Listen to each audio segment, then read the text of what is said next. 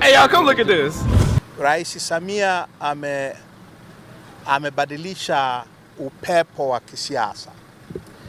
Anazungumza na wapinzani, anazungumza na sisi Chadema kuhusiana masuala yote yanayoitatiza nchi yetu. Amefungulia wafungwa wa kisiasa, amefuta kesi nyingi zikiwemo za kwangu mimi, nilikuwa nazo 6 za bure tu. Yes. Kwa hiyo kuna mazingira tofauti na yaliyokuwapo wakati kabla ya tarehe 7 Septemba mwaka. A few moments later. Na mimi nataka niende kwenye nichaguliwe kwenye kacheo fulani nchi hii. What? Nataka na mimi nichaguliwe kwenye kacheo fulani nchi hii. Ni kweli tutazuia uchaguzi, tutahamasisha uasi.